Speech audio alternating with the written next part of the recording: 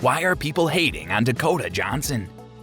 Never meet your heroes, as the saying goes. In today's political climate, maybe the best advice is to avoid asking your heroes what they think about cancel culture. Hello everyone and welcome to another video on our channel. In today's video, we'll be looking at why are people hating on Dakota Johnson? Yeah, you heard it right, so let's get started with our video. Dakota Johnson, who played in 50 Shades of Grey, will be participating in Netflix as the Lost Daughter, and the magazine released an interview with the actress in which she discussed how she got into acting and her renowned family. Some of Armie Hammer's previous male co-stars have been accused of violent behavior, including rape and domestic violence. In the past 5 years, the reporter Tatiana Siegel mentioned Johnny Depp and Shia LaBeouf. "I've never had that experience directly from any of those individuals," she said. "Working with them was an amazing experience, and I'm devastated by the loss of such bright people. I apologize to anybody who didn't get the assistance they needed in a timely way. I sincerely apologize to anyone who was maimed or injured. It's absolutely sad as a consequence." She didn't stop there. However, people in my view are capable of growth and development. As a result, I'd want to believe in the transforming power of the human spirit for myself and others. I feel a huge overcorrection is occurring. That said, I believe there is a middle ground where the pendulum may swing between extremes. There is still a long way to go regarding how studios are run. What an archaic way of thinking about movies, casting, how much actors should be paid, and what it means to be equal and varied. The old school must be dismantled before a new one can be erected. The cancellation culture is a tremendous shame. That term irritates me. Cancel culture is a term that most people who are willing to criticize the behavior of those actors dislike because it has been used to express their displeasure with social progress and their perceived notions of censorship by right-wing pundits, conservative politicians, and celebrities of virtually all political affiliations. The casual, unthinking use of the word by famous persons without regard for the term's historical context, online origins, or the specificity of which it has been resulted in genuine change has been a key contributor to the staleness of the conversation on cancellation.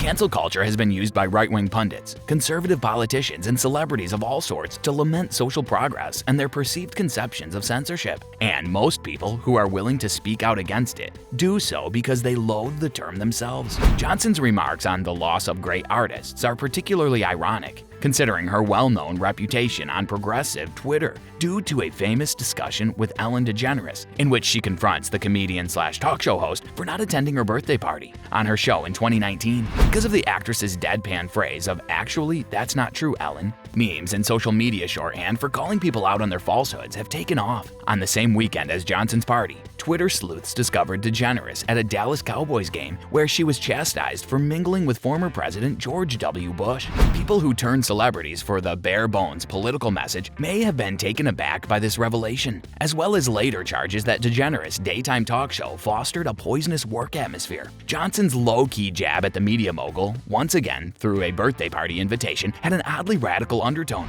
Tweets stated that Johnson had begun the takedown of DeGeneres' career, no matter how brief, spread like wildfire on Twitter. Drew Barrymore appeared on her self-titled talk show a few weeks ago and praised Johnson for the viral clip. Twitter users often interpret a celebrity's facial expression or gesture as what they assume the celebrity is saying to someone they dislike. Wishful thinking might start with a hilarious and overblown exaggeration. It may, however, lead to an unjustified public narrative when repeated often, as it did in Johnson's case. To call Johnson's words unsatisfactory is to assume that she has given her supporters cause to think she is some powerful warrior for justice in the first place. Another reason the conversation about accountability in Hollywood appears to have stalled in the 4 years since the #MeToo movement began is her unwavering sympathy for those who abuse others, and her belief that her positive experience with these men are even worth mentioning as a well-connected actress. Armie Hammer's abrupt exit from the public spotlight after sexual assault charges is a loss, and referring to him as such is a terrible comment. Many of the women, men, and other abusers in Hollywood have assaulted are excellent artists who have had their opportunities snuffed out and their creativity hampered due to their suffering. Given the amount of evidence accumulated during Trump's administration, we can assume that the vast majority of celebrities share Johnson's worries about the structural issues that afflict their disciplines and society as a whole.